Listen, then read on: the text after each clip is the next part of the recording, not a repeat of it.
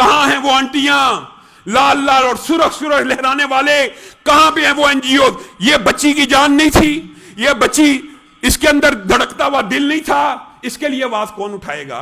اس کے لیے کوئی آواز نہیں اٹھائے گا. اس کے لیے آواز اٹھائے گا تو مولوی بیچارہ اٹھائے گا. وہ لبرل مافیا، وہ موبتی مافیا، وہ آنٹیاں جو ہر وقت عورتوں کے حقوق کے نعرے بلند کرتی ہیں، اور بلند کرنے چاہیے، جو حق ہے اس کو بلند کرنا چاہیے.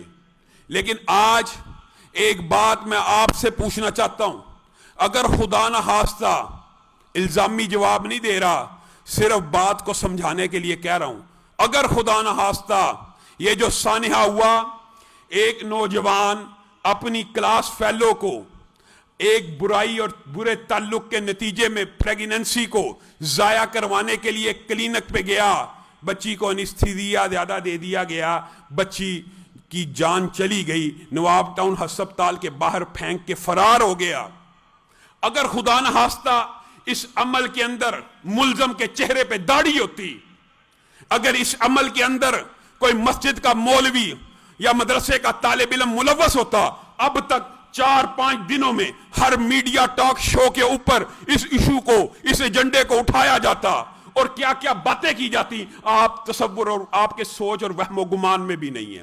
لیکن چونکہ نوجوان لبرل مافیاد ہی کا ایجنٹ ہے، اور بچی بیچاری جو جان سے چلی گئی، اس بچی کی جان کی کوئی ویلیو نہیں. ٹھیک ہے، اس بچی نے برائی کا ارتکاب کیا، اور اللہ تعالیٰ ایسی موت سے بچائے، اس برائی کے نتیجے کو ضائع کروانے کے لیے گئی، اور اسی عالم میں اللہ کی بارگاہ میں پیش ہوگی. اللہ تعالیٰ ہماری بہنوں بیٹیوں کی عزتوں کی حفاظت فرمائے اور ایسی موت سے محفوظ فرمائے. لیکن کیا یہ ایک جان نہیں ہے؟ یہ تو 2 جانیں تھیں. کیا اس جان کے جانے کے اوپر میڈیا پہ ٹاک شوز نہیں تھے ہونے چاہیے؟ کیا اس ایشو کو نہیں تھا اٹھایا جانا چاہیے کہ کس نے ہمارے سکولوں میں، ہمارے اداروں میں، ہماری یونیورسٹیوں میں اس طرح کی تربیت کا نظام اور بیج بویا؟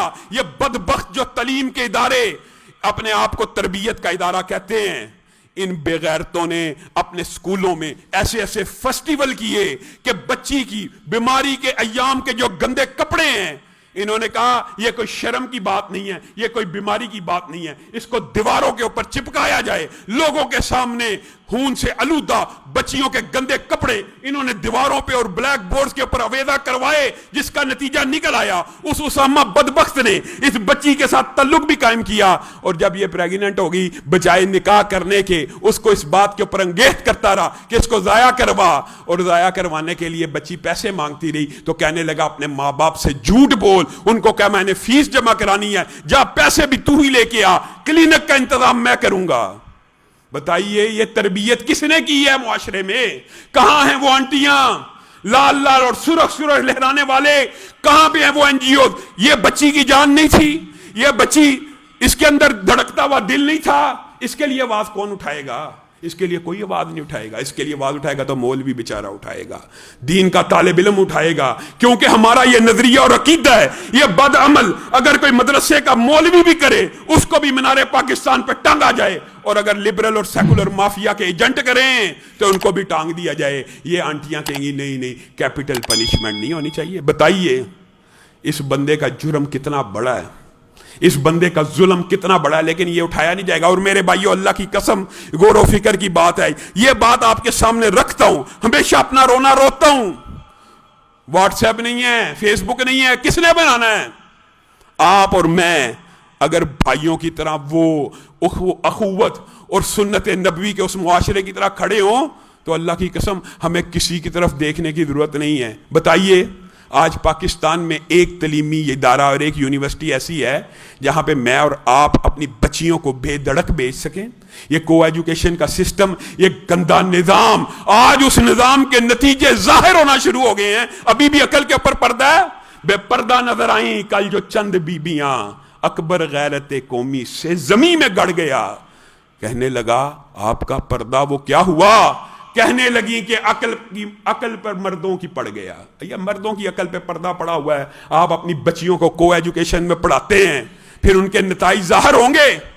کیوں نہیں ہم ایک ایسی یونیورسٹی بنا سکتے کہ جہاں پہ ہماری بچیوں کی عزتیں محفوظ ہوں. بنا سکتے ہیں اللہ کی قسم. اگر میری قوم کے یہ نوجوان اور میرے ساتھی بزرگ ہمارا ساتھ دیں, ہر کام ہو سکتا ہے. بات آئی ہے ضمنی طور پہ تو کہہ دیتا ہوں میرے بھائیوں, اگرچہ اللہ کا فضل و کرم ہے اور کسی کے اوپر اعتراض اور تان نہیں ہے, دین کے ہم طالب علم ہیں, لیکن دین کو پیشہ نہیں بنایا.